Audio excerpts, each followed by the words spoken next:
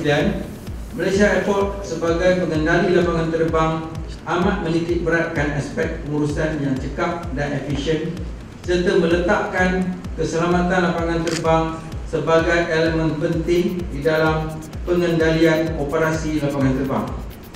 Operasi sebuah lapangan terbang perlu diuruskan secara sistematik mengikut garis-garis yang telah ditetapkan oleh Pertubuhan Antarabangsa iaitu International Civil Aviation Organization atau ICAO bagi memastikan keselamatan lapangan terbang sentiasa terjamin pada tahap yang tinggi.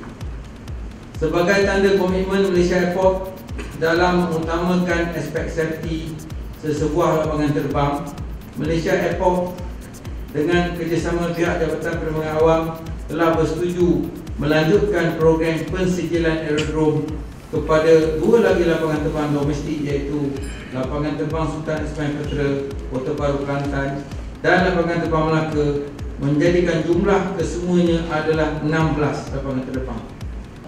Kami juga akan memastikan kelangsungan pelaksanaan inisiatif Runway Safety Team di lapangan terbang Kendialan Malaysia Airport yang lain.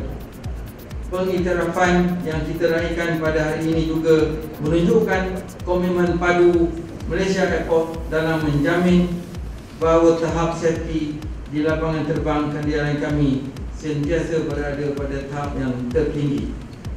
Saya ingin mengucapkan setinggi-tinggi penghargaan kepada Jabatan Penerbangan Awam, khususnya kepada bahagian piawai lapangan terbang atas kerjasama dan sokongan padu yang telah diberikan. Semoga usaha-usaha yang memajukan dan menambah nilai kecemerlangan industri penerbangan di Malaysia seperti ini akan berterusan dan seterusnya dapat mengangkat nama negara di persada antarabangsa.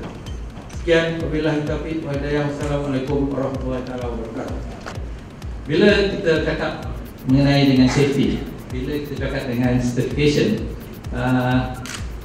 kita akan menerima sertifikat yang akan yang telah dikeluarkan oleh DCA. Dan sertifikat ini bukanlah untuk kita gantung di dinding dan mempamerkannya sahaja.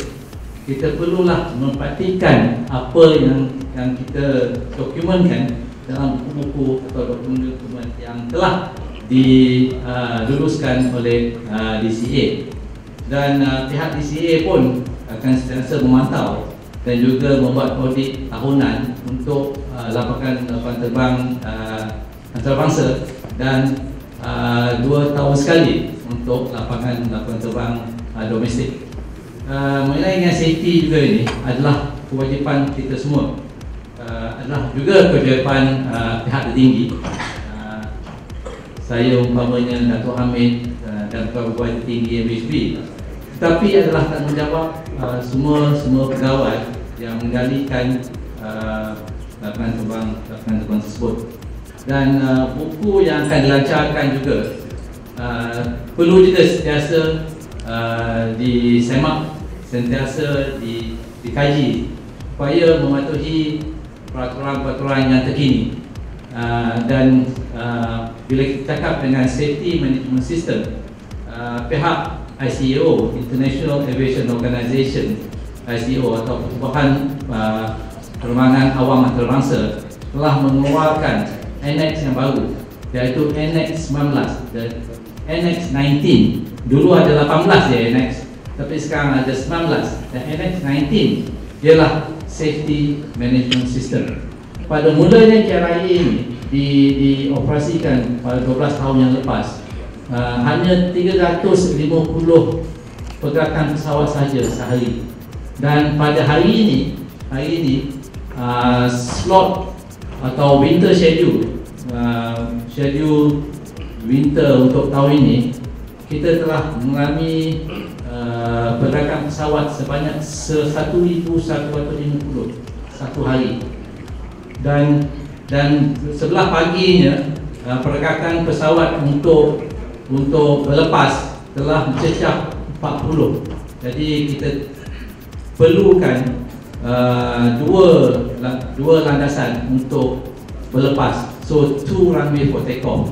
Dan untuk sebelah tengah hari dan petangnya pula kita telah mencecah 40 pendaratan, lebih daripada apa yang dapat dikendalikan oleh pihak pengurusan trafik udara dan juga MHB, dan ini perlu mendapat perhatian daripada semua daripada kita supaya pergerakan pesawat bukan saja di udara tetapi di on the ground as well, di landasan dan taxiway perlu dapat beroperasi dan keadaan aman selamat. Dan yang kita semua maklum, tahun depan Mei 2 di Parlimen hari ini pun Yang Berhormat Menteri pun telah mengisytiharkan sekali lagi bahawa KLIA 2 akan beroperasi 2 Mei.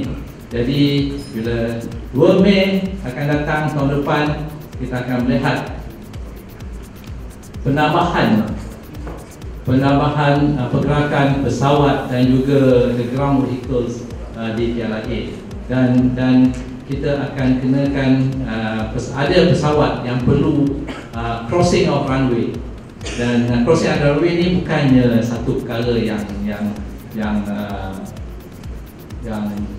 unusual atau yang unusual, sebab saya dengan Dato' Hamid minggu lepas di Beijing pun ada 3 runway, pesawat pun melintas landasan lepas juga. Jadi kalau kita lakukan dengan cara terbaik, lakukan dengan cara yang betul, lakukan dengan cara yang berdisiplin, saya rasa tak ada masalah pada operasi di lapangan masing-masing. Jadi ini adalah satu cabaran untuk kita semua. It's a challenge that we have to face.